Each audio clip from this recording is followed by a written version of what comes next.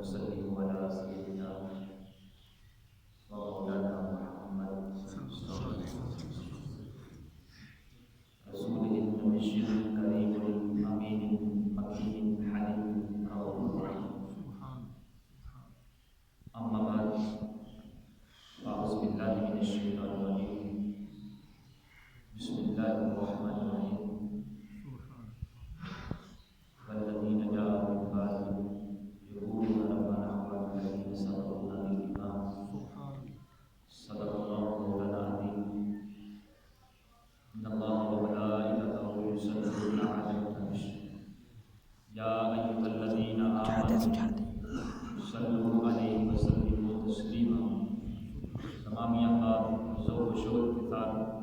نبی الزمان تاجدار القرآن سرور کون و مقام سراج الصالحین مصباح المقربین محب الفقراء والغرباء والمساکین سید الثقلین نبی الحرمین امام القبلتین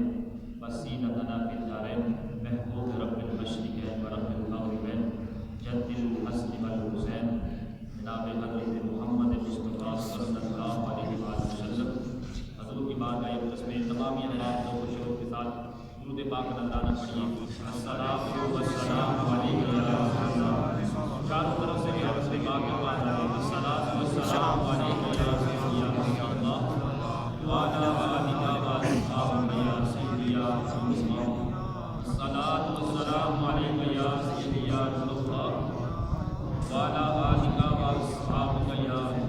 سیدی یا محمد رسول اللہ صلی اللہ علیہ وسلم. اللہ تبارک و تعالیٰ کا سب سے بڑی کروڑ حمد و شکر اور کروڑوں بہا درود و سلام کا نذرانہ آقا جہاں صلی اللہ علیہ وسلم کی ذات مبارک بہو سداد بہو اولیاء نیر تابہ بدر ملت جگر گوش بطول زہرا و جسم متاخری فراہ و قلبی وقرۃ عنایاہی سیدی و سادتی و مرشدی و حبیبی و مولائی مرکزی سجادہ نشین مرکزی دربار عالیہ غوثیہ بابا جی کو دیوانی شاہ پیر سرکار رحمۃ اللہ تعالی علیہ آستانہ عالیہ کھیبڑا والا شریف گجرات جناب پیر طریقت رہبر شریعت الحاج پیر سید غلام دستگیر شاہ صاحب بخاری کا بھی دامت برکات عالیہ جناب قبلہ حافظ صاحب علماء اکرام مشاہ اعظام شناہان مصطفیٰ اور میرے بکرے والی کے تمام بھائیوں السلام علیکم ورحمۃ اللہ وبرکاتہ.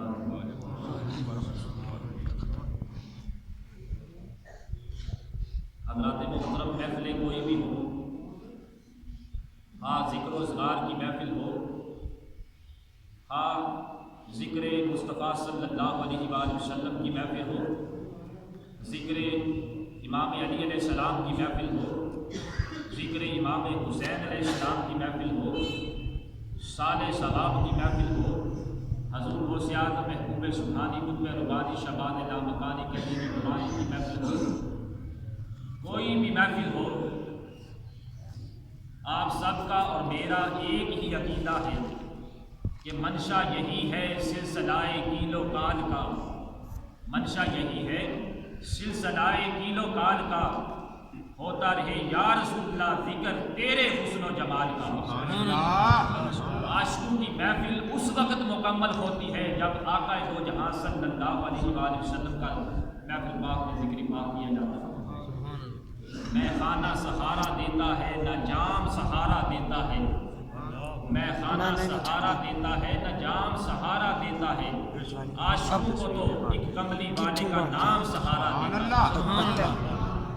عاشقوں کو اس وقت ان کے سینے میں اور دل میں ٹھنڈ پڑتی ہے جب ان کے سامنے آقا دو جہاں صلی اللہ علیہ وآلہ وسلم کا ذکر پاک کیا جاتا ہے. اور آج بھی یہ سارے ثواب کی محفل تعزیت کرتا ہوں. میں اپنے چاچا جی شمیر صاحب سے، بھائی منیر صاحب سے تبارک و تعالی ہمارے مرید صادق بابا جی شریف صاحب کو جنت الفردوس میں اعلیٰ سے اعلیٰ مقام عطا فرمائے، آمین۔ اور قبر کے اندر جو ہے تاجدار دو جہاں صلی اللہ علیہ وآلہ وسلم کی زیارت نصیب فرمائے اور لواحدین کو صبر جمیل عطا فرمائے، آمین۔ اللہ تعالیٰ نے انسان کو اشرف المخلوق بنایا اور وَلَقَدْ كَرَمْنَا بنی آدم کا تاج اس کے سر پر سجایا، اور لَقَدْ خَلَقْنَا الْإِنسَانَ فِي أَحْسَنِ تَقْوِيمٍ کہ اسے احسن خوبصورت اور حسین شکل عطا فرمائی، اور سب سے بڑا احسان یہ کیا اس کو ایمان کی دولت نصیب فرمائی اور اس کی دل کو اپنی یاد کی جلوہ بنایا۔ اس لیے مومن وہ ہوتا ہے جس کا ہر لمحہ، جس کا ہر سیکنڈ، جس کا ہر منٹ، جس کا ہر وقت جو ہے وہ صفات باری الہی کا مظہر ہوتا ہے۔ کلندر نبوت علامہ اقبال فرماتے ہیں ہر لمحہ ہے مومن کی نئی شان نئی یان، کردار میں کردار میں اللہ کی برہان، یہ راز کسی کو معلوم نہیں کہ مومن قاری نظر آتا ہے حقیقت میں ہے قرآن، اور قدوسی و ستاری و غفاری و قدوسی و جبروت یہ چار عناصر ہوں تو بنتا ہے مسلمان۔ حضرات محترم، مثال کے طور پر اگر دریا کا پانی جو ہے اپنی حدود اور باؤنڈری اور جیوسڈکشن کے اندر رہے تو وہ نفع بخش ہوتا ہے، فائدہ دیتا ہے۔ اگر دریا کا پانی جو ہے وہ اپنی باؤنڈری سے باہر نکل آئے، اپنی جیوسڈکشن سے باہر نکل آئے تو پھر جو ہے وہ وبال جان بن جاتا ہے۔ اسی طرح بندہ وہی اچھا ہے جو اللہ تعالیٰ کی قائم کردہ حدود و قیود کے اندر رہتا ہے۔ جب وہ اللہ کی قائم کردہ حدود و قیود کو توڑ کر باہر نکلتا ہے پھر وہ شیطان بن جاتا ہے، لیکن جب وہ اللہ تبارک و تعالیٰ کی حدود و قیود میں رہ کر احکام پر عمل پیرا ہوتا ہے تو پھر وہ اشرف المخلوق بن جاتا ہے، پھر وہ اللہ کی برہان بن جاتا ہے۔ تو آقا دو جہاں صلی اللہ علیہ وآلہ وسلم نے جب اس دنیا میں حضور علیہ السلام کا ظہور پاک ہوا تو ظہور پاک سے پہلے جو تھا ہر طرف جو تھا قبیلہ کی لڑائیاں تھیں، جھگڑے تھے، بچوں کو زندہ درگور کر دیا کرتے تھے۔ جب حضور کا نور پاک آیا تو حضور کے نور پاک صلی اللہ علیہ وآلہ وسلم کی وجہ سے ہر طرف نور کا اجالا ہوا، اور کیا ہوا حضور نے مسلم لوگوں کو بائی بائی بنا دیا، اور ایک ایسی جھلک ہمارے سامنے ابھی بھی جو ہم حضور علیہ السلام کی اس بات کو کرتے ہیں کہ جب ہم ایک دوسرے سے ملتے ہیں تو کہتے ہیں السلام علیکم ورحمۃ اللہ وبرکاتہ، تم پر سلامتی ہو، تمہاری خیر ہو، تم پر اللہ کی رحمت ہو۔ یہ ہمیں حضور نے طریقہ بتایا۔ اور جب ہم اپنے مومن بھائی کی قبر پر جاتے ہیں کیا کہتے ہیں السلام علیکم یا اہل القبور، تم پر سلام ہو، تم پر رحمت ہو، اے قبر والے تمہاری خیر ہو۔ یہ ہمیں آقا دو جہاں تاجدار کائنات صلی اللہ علیہ وآلہ وسلم نے یہ طریقہ بتایا۔ اب جو لوگ معاذ اللہ یہ کہتے ہیں سنتوں کو بھلا چکے ہیں حضور کی، حالانکہ اللہ نے قرآن پاک میں 28ویں پارے میں ارشاد فرما دیا والذین جاءوا من بعدهم یقولون ربنا اخواننا الذین سبقونا بالایمان، کہ بعد میں آنے والے لوگ کہتے ہیں اے پروردگار، اے باری تعالیٰ ہماری بھی مغفرت فرما، ہماری بھی بخشش فرما، اور ان لوگوں کی بھی بخشش فرما جو ہم سے پہلے ایمان اور سلامتی کے ساتھ گزر چکے۔ سرکار دو جہاں صلی اللہ علیہ وآلہ وسلم کی حدیث مبارکہ ہے، ابن ماجہ شریف مشکاہ شریف کی حدیث پاک ہے، آقا علیہ السلام نے فرمایا فَإِذَا صَلَّيْتُمْ عَلَى الْمَيِّتِ فَاحْرِصُوا لَهُ دَوَاءً، کہ جب تم میت پر جنازہ پڑھ چکو تو پھر کیا کرو، اس کے لیے دوا مانگو۔ تو ہم اہل سنت والجماعت یہی آقا علیہ السلام کی سنت کو ادا کرتے ہیں، جنازہ پڑھتے ہیں اور پھر میت کی مغفرت و بخشش کے لیے دعا مانگتے ہیں۔ اور یہ سارے ثواب کی محفل ہاں کوئی شریف کی محفل ہو، نشرے کی محفل ہو، چلیسوے کی محفل ہو، یہ جائز ہے، باعث بخشش ہے، باعث نجات ہے، باعث مغفرت ہے۔ یہ حدیث پاک سے بات ثابت ہے، کوئی میرے الفاظ نہیں، یہ آقا علیہ الصلوۃ والسلام کی حدیث مبارکہ ہے، مشکوٰۃ شریف کی حدیث مبارکہ ہے۔ حضرت ابو ہریرہ رضی اللہ تعالیٰ عنہ روایت کرتے ہیں کہ کریم آقا علیہ الصلوۃ والسلام نے فرمایا اذا مات الانسان انقطع عمله الا من ثلاثة الا من صدقات جاریات او علم ينتفع به او والد صالح يدعو له۔ آقا علیہ الصلوۃ والسلام نے فرمایا کہ جب بندہ اس دنیا سے رخصت ہو جاتا ہے، اس دنیا سے چلا جاتا ہے، تو پھر کیا ہوتا ہے، اس کی نیکیوں کا دفتر کلوز کر دیا جاتا ہے، اس کی نیکیوں کا رجسٹر جو ہے وہ بند کر دیا جاتا ہے، مگر 3 ایسے عمل ہیں حدیث مبارکہ کی روح سے جو ان کا اندراج جو ہے اس رجسٹر میں ہوتا رہتا ہے۔ فرمایا اذا مات الانسان انقطع عمله الا من ثلاث صدقات جاریہ، یعنی نمبر 1 صدقہ جاریہ، مرنے والا شخص جو ہے وہ صدقہ جاریہ کر گیا، یعنی کوئی مسجد تعمیر ہو رہی تھی، اس میں حصہ ڈال گیا، مدرسہ تعمیر ہو رہا تھا، جہاں بچے پڑھتے ہیں قرآن مجید، وہاں حصہ ڈال گیا، کوئی پل تعمیر کرا گیا، کوئی سڑک تعمیر کرا گیا جس پر مخلوق خدا گزرتی رہی، اس کا ثواب جو ہے اس جانے والے شخص کی اس کی مغفرت اور بخشش اور بلندی درجات کا باعث بنے گا۔ دوسرا حدیث مبارکہ کی روح سے انقطع عمله الا من ثلاثة او صدقات جاریہ، فرمایا کہ جو علم نافع ہے، دوسرا ہے علم نافع، جانے والا شخص جو ہے وہ کسی دوسرے شخص کو کوئی ہنر سکھا گیا، کوئی کام کی بات بتا گیا جس پر وہ آج بھی عمل پیرا ہے، اور کام سیکھ کر، ہنر سیکھ کر اپنے لیے بھی روزی کماتا ہے اور اس سے اپنے اولاد کو بھی پالتا ہے، تو جس شخص سے سیکھا تھا اس شخص کو آج بھی اس کا ثواب پہنچتا رہتا ہے۔ جو اچھی بات بتائی تھی، حضور علیہ الصلوۃ والسلام کی حدیث مبارکہ سنائی تھی، اور اس حدیث پر آپ جیسے حضرات عمل پیرا ہوتے ہیں، اور ہم میں سے اگر کوئی چلا جائے اس کی مغفرت و بخشش اور بلندی درجات کا باعث بنتا ہے جب تک آپ اس حدیث مبارکہ پر عمل پیرا ہو۔ تیسری بات حدیث مبارکہ کی روح سے، یہ مشکوٰۃ شریف پیج نمبر 32 پر یہ حدیث مبارکہ لکھی ہوئی ہے۔ تیسری بات جو ہے وہ جو اولاد صالح ہوتی ہے، والد جو ہے جو اولاد صالح ہوتی ہے وہ اپنے باپ کے حق میں جو دعا کرتی ہے وہ اس کی مغفرت اور بلندی درجات کا باعث بنتی ہے۔ کتاب صدور ہے، حضرت ابو ہریرہ روایت کرتے ہیں کہ آقا علیہ الصلوۃ والسلام نے فرمایا کیا ہوگا کہ قیامت کے دن جو ہے جنت میں ایک شخص کا مقام بڑھا دیا جائے گا، ان اللہ یرفع درجات، اس کا درجہ جو ہے بلند کر دیا جائے گا۔ وہ کہے گا کہ یا باری تعالیٰ، میرا یہ درجہ، میرا یہ مقام، میرا یہ رتبہ، میرا یہ وقار، میری یہ بلندی جنت میں، یہ میرا مقام کس طرح بلند ہو گیا؟ اس سے کہا جائے گا کہ تو اپنے پیچھے جو صالح اولاد چھوڑ آیا تھا اس نے تمہارے حق میں مغفرت کی دعا کی تھی، اس مغفرت کی دعا کی بدولت آج تجھے جنت میں اعلیٰ مقام دیا جاتا ہے۔ اور حضرت ابو سعید خدری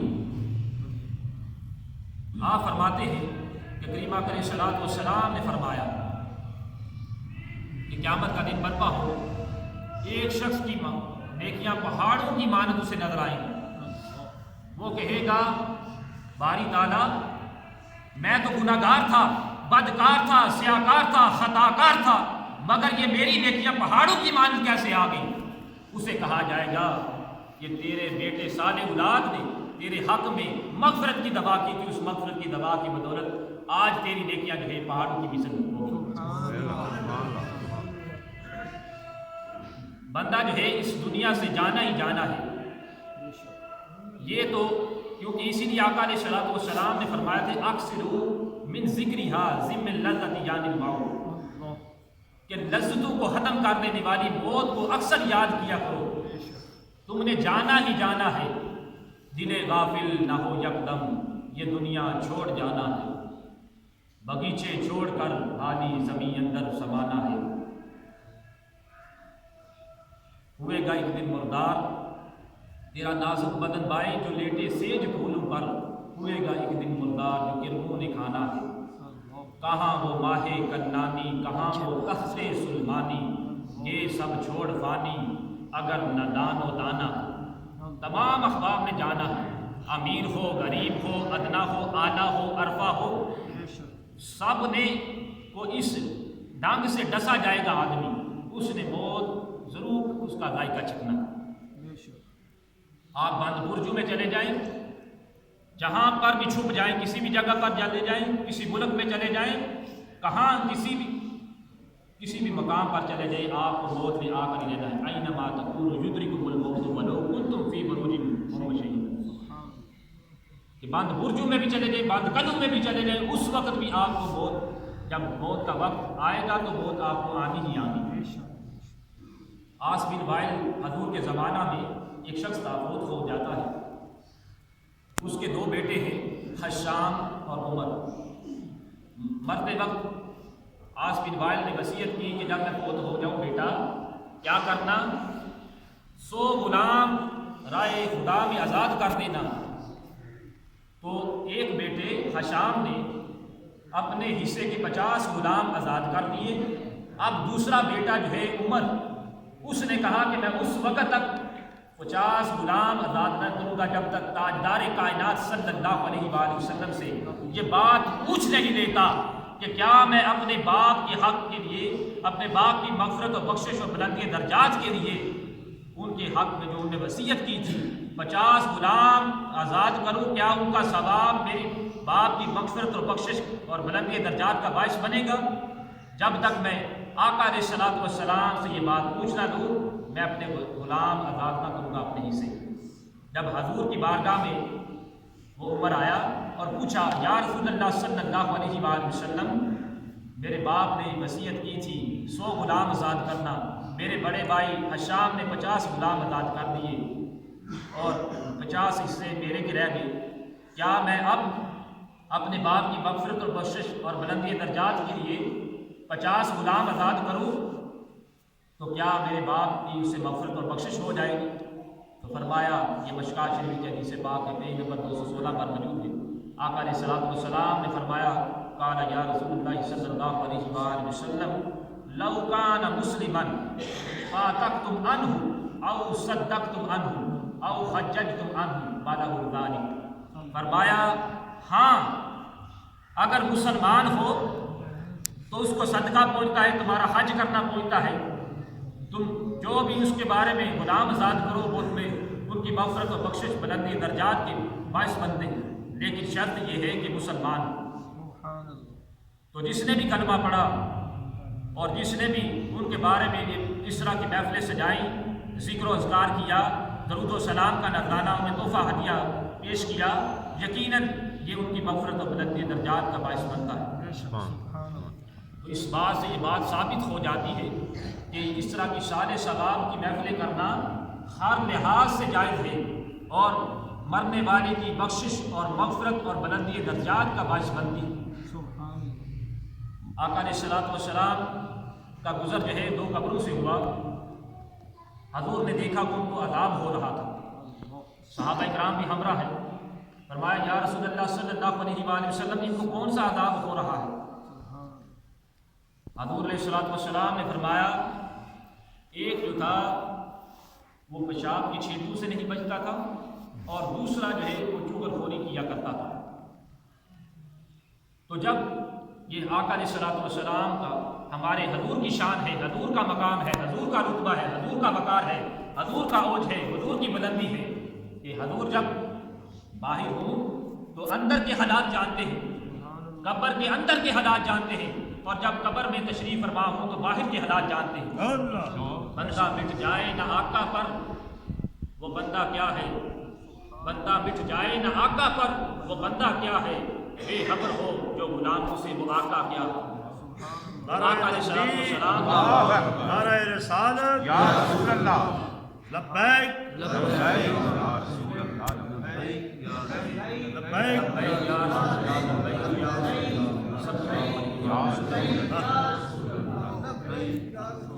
آقا علیہ الصلوۃ والسلام جو ہے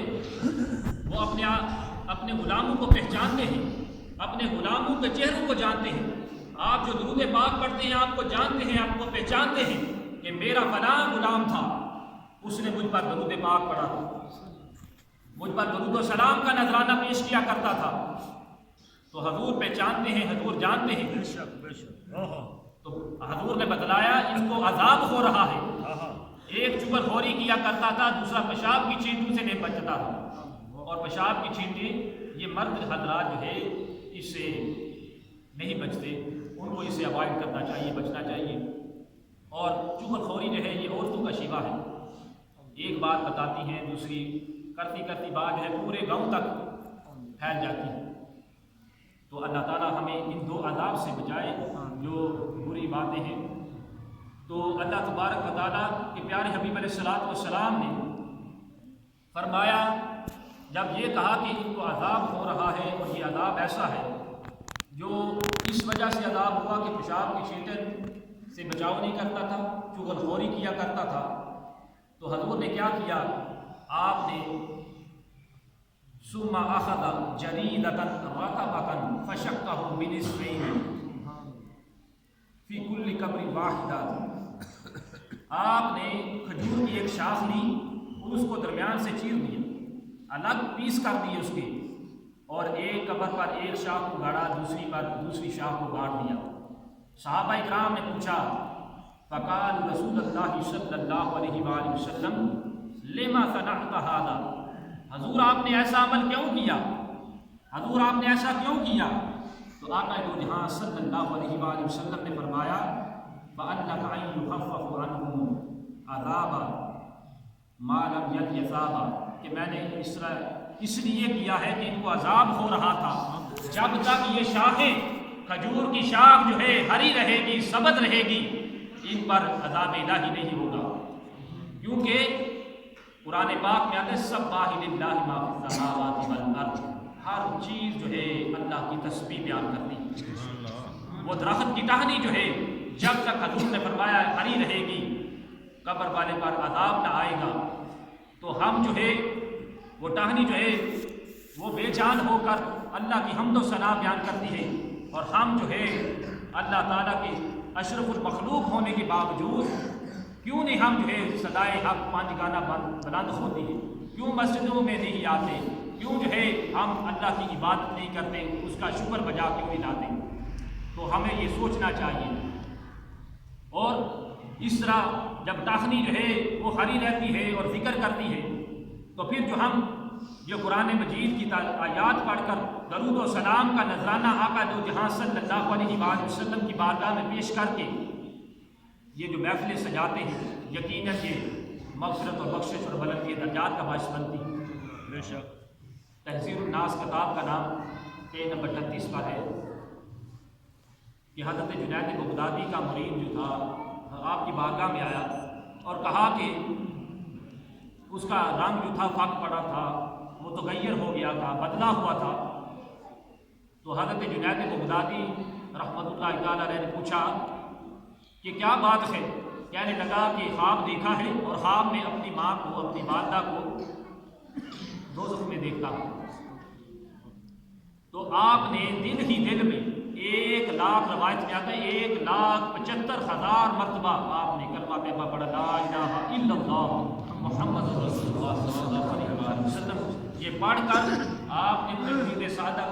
کی والدہ کی روح پر بخشا۔ تو کیا ہوا؟ صبح پھر آیا اور خشاش بشاش ہے اور ہنستا ہوا آتا ہے۔ پھر پوچھا کیا بات ہے، آج بڑی ہنسی اور خوشی کے ساتھ آئے ہو؟ تو کہنے لگا بات دراصل یہ ہے، کل دوزخ میں دیکھا تھا، آج جو ہے وہ سبز جو ہے اللہ پہنے ہوئے ہیں اور جنت میں ان کو اعلیٰ مقام عطا کر دیا گیا۔ سبحان اللہ۔ تو یہ تمام باتیں جو ہیں مغفرت و بخشش اور بلندی درجات کا باعث بنتی ہیں۔ امام غزالی فرماتے ہیں کہ جب بندہ اس دنیا سے چلا جاتا ہے وہ اپنے جانے والوں پر احسان کر جاتا ہے۔ تو ایک شخص اس طرح مجلس لگی ہوئی تھی، کھڑا ہو گیا، وہ کس طرح امام غزالی آپ جو ہے اس کی وضاحت کیجئے، بندہ کس طرح جو ہے اس دنیا سے چلا جائے اور اپنے رشتہ داروں، اپنے لواحقین اور وابستگان پر جو ہے احسان کر جاتا ہے۔ فرمایا احسان اس لیے کر جاتا ہے، بطور تنبیہ فرمایا جب چلا جاتا ہے وہ ٹائم فریم دے جاتا ہے، میرا اتنا وقت تھا، اتنے وقت میں نے زندگی گزاری، اس کے بعد میں مر گیا۔ آپ بھی جو ہے اپنی زندگی کی، اپنی آخرت کی فکر کر لیں، آپ کا بھی وقت قریب ہے۔ یعقوب علیہ السلام نے اسرائیل علیہ السلام سے وقت لیا کہ مجھ پر اس وقت موت کے لیے نہ آنا جب تک قاصد نہ بھیج دو، پیغام رساں نہ بھیج دو۔ تو آپ نے پیغام رساں اس لیے حضرت اسرائیل علیہ السلام آئے، تھوڑا عرصہ گزرتا ہے، حضرت اسرائیل علیہ السلام آتے ہیں۔ حضرت یعقوب نے کہا کہ میں نے تو آپ سے وقت لیا ہوا تھا، ٹائم لیا ہوا تھا کہ فلاں وقت مجھے موت کی تیاری کر لینے دینا، میرے پاس نہ آنا۔ تو پھر کیا ہوا، حضرت یعقوب علیہ السلام سے کہا کہ اسرائیل علیہ السلام نے آپ کو میں نے قاصد بھی بھیجا تھا، پیغام رساں بھی بھیجا تھا کہ جب آپ اپنے ریش مبارک پر ہاتھ تو میرے اس میں سے ایک بات جو سفید نظر آ رہا ہے یہ میرا پیغام رساں ہی تو ہے، یہ میرا قاصد ہی تو ہے۔ تو حضرت عمر رضی اللہ تعالی عنہ، آپ کی بھی اس طرح محفل لگی ہوئی تھی، مجلس لگی ہوئی تھی، ایک شخص کھڑا ہو گیا، کہنے لگا کہ عمر موت کی فکر کرو۔ تو آپ تھر تھر کانپنے لگے اور کہا کہ اگر تو ایسا شخص روز آ جایا کرے تو مجھے موت کی یاد کرایا کرے تو میں مہینے کی تنخواہ دوں گا، مشاعرہ ادا کروں گا۔ تو وہ شخص روزانہ آتا، حضرت عمر کو یاد کراتا، موت کی یاد کراتا۔ تو جب مہینہ ہوا آپ نے اس کو پیمنٹ دی، تو منتھلی جو پیمنٹ ادا کی، اور اس کے بعد کہا کہ اب بھائی نہ آنا۔ اب بات دراصل یہ ہے، کہا کہ بھائی اب نہ آنا۔ اس شخص نے کہا کہ عمر رضی اللہ تعالیٰ عنہ، کیا بات ہے، کیا آپ نے دوسرا شخص میری جگہ پر اپوائنٹ کر لیا ہے، اس کو ملازمت دے دی ہے کہ وہ موت کو آپ کو یاد کرائے؟ فرمایا بات یہ نہیں۔ آپ کی آنکھوں سے آنکھوں ٹپکنے لگے۔ فرمایا کہ میں جب اپنی ریش مبارک پر ہاتھ پھیرتا ہوں مجھے ایک بات سفید نظر آ گیا ہے اور میں سمجھ گیا ہوں کہ آپ موت کا وقت قریب ہے۔ حضرات موت کا وقت قریب ہے۔ جس طرح جو 5 نمازیں ہیں، فجر، ظہر، عصر، مغرب، عشاء، اسی طرح کسی کی عمر جو ہے فجر تک پہنچی ہے، کسی کی ظہر تک پہنچی ہے، کسی کی عصر تک پہنچی ہے، کسی کی مغرب تک اور کسی کی عشاء، اور کسی کا سورج ڈھلنے والا ہے۔ تو اس لیے ہمیں موت کی فکر کر لینی چاہیے۔ اور وہ رب بڑا رحیم ہے، کریم ہے، 70 ماؤں سے زیادہ انسانیت سے پیار کرتا ہے۔ ایک ماں جس نے بیٹے کو جنم دیا ہوتا ہے وہ بچے سے بڑی محبت کرتی ہے، بڑا پیار کرتی ہے، لیکن وہ رب جو ہے باری تعالیٰ جو ہے 70 ماؤں سے زیادہ انسانیت سے پیار کرتا ہے۔ اور قرآن پاک میں اللہ نے فرمایا یا ایھا الانسان ما غرک بربک الکریم، اے بھولے ہوئے بٹے ہوئے انسان آ جا میری دہلیز پر، آ جا میری چوکھٹ پر۔ آج ہمارے پاس وقت ہے، صحت بھی ہے، تندرستی بھی ہے، رضائیاں بھی ہے، جوانی بھی ہے، تو کیوں نہ ہم اللہ تبارک و تعالیٰ کی جو ہے وہ نعمتوں کا شکر بجا لائیں اور ابتدائے حق جو ہے نماز کی پابندی کریں۔ اللہ تعالیٰ کی حضور دعا ہے اللہ تبارک و تعالیٰ آج کی سال ثواب کی محفل پاک کے صدقہ سے ہمارے مرید صادق بابا شریف صاحب کو جنت الفردوس میں اعلیٰ سے اعلیٰ مقام عطا فرمائے، لواحقین کو صبر جمیل عطا فرمائے، اور آپ سب کا آنا اپنی بارگاہ میں قبول فرمائے۔ وآخر دعوانا